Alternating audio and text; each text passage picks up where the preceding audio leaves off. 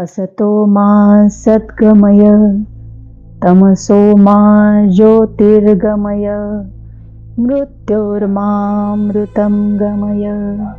ओम शांती शांती शांती। सुजाण वाचकांनो, पुस्तक दर्पण मध्ये मी प्राची दामले आपलं सहर्ष स्वागत करते। आज आपण ध्यान करायला शिकायचंय का?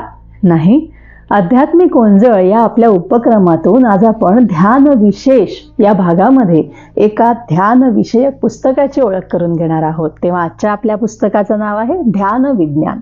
लेखक आहेत डॉक्टर यश वेलणकर। मनोविकास प्रकाशन पुणे यांचं हे प्रकाशन आहे। आपण 2016 ची आवृत्ती संदर्भासाठी उपयोगात आणली। मनोगतामधून प्रस्तावनेमधून लेखकांनी हे स्पष्ट केलंय की ध्यान या विषयाकडे आपण आध्यात्मिक किंवा धार्मिक दृष्टिकोनातून बघायचंच नाहीये। आपण तटस्थपणे एक चिकित्सा म्हणून याचा विचार करायचा आहे। का? गेले 5 दशक त्याहून जास्त काळ कदाचित जगभर तटस्थपणे चिकित्सा पद्धती म्हणून ध्यानाचा अभ्यास केला जातोय, अर्थात वेगवेगळ्या क्षेत्रातल्या तज्ज्ञांकडून। तो अभ्यास या पुस्तकामध्ये पायाभूत ज्ञान म्हणून त्याचा विचार केलेला आहे। मग सोप्या शब्दात सांगायचं तर ध्यान म्हणजे काय? मेंदूचा व्यायाम।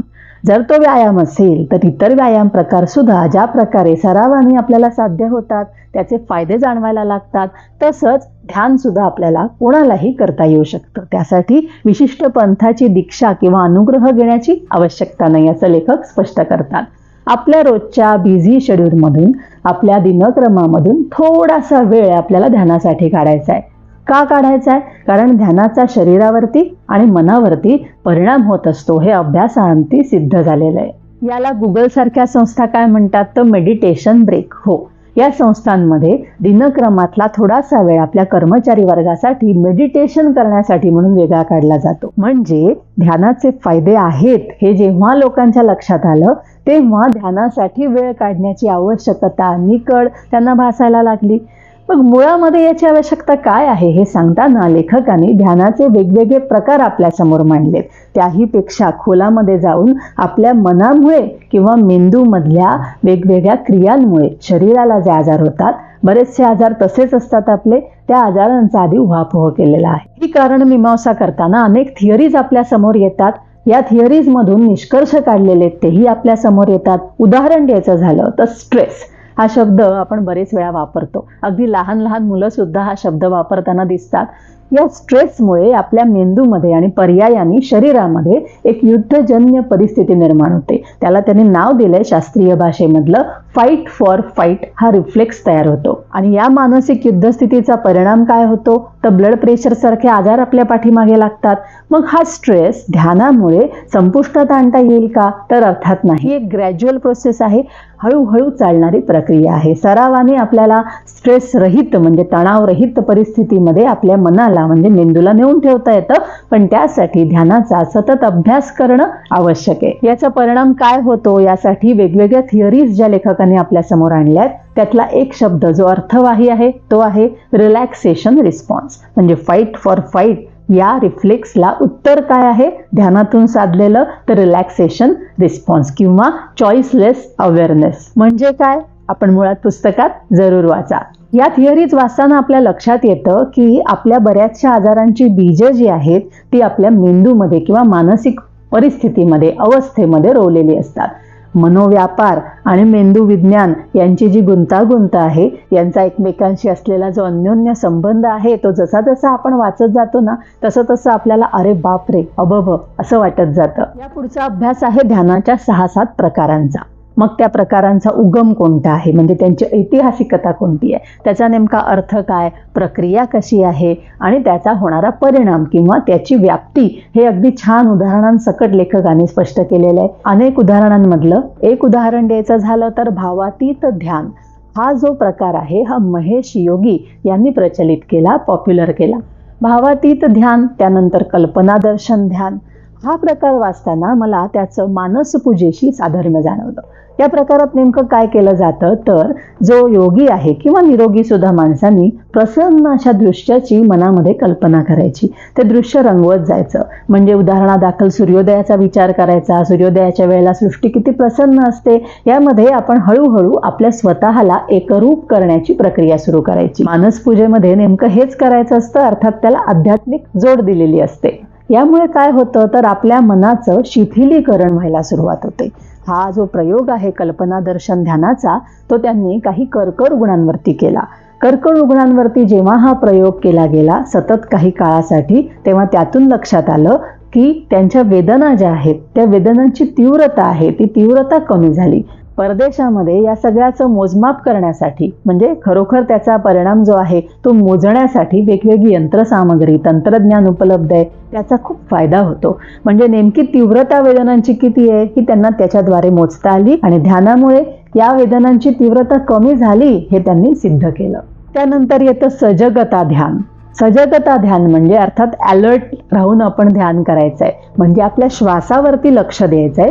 आणि श्वासावरती लक्ष देणं योगासनं आपल्यापैकी जे शिकले असतील त्यांना याचा अभ्यास माहीत आहे कसा करायचा. यामुळे होतं काय तर आपण ज्या अंध प्रतिक्रिया देतो, ब्लाइंड रिॲक्शन्स देतो, कशाला, तणावाला. जेव्हा आपलं मन तणावग्रस्त असतं तेव्हा आपण पटकन काय रिस्पॉन्ड करतो, काय प्रतिक्रिया देतो याकडे आपलं लक्ष राहत नाही. त्यावर नियंत्रण ठेवणं या ध्यानातून आपल्याला शक्य होतं. याचा त्यांनी प्रयोग ब्लड प्रेशर, मायग्रेन हे जे आजार आहेत या रुग्णांवरती केला.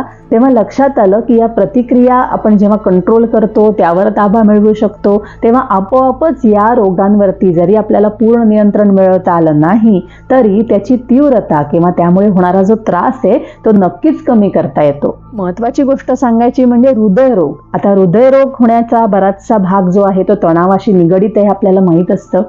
जेव्हा सजगता ध्यानाचा अभ्यास केला गेला तेव्हा लक्षात आलं की हृदयाच्या ठोक्यांचा जो वेग आहे त्यावरती नियंत्रण मिळवणं या ध्यानामुळे शक्य झालं. यामुळे होतं काय तर बरंच गुंतागुंतीचं शास्त्र आहे त्यामागे.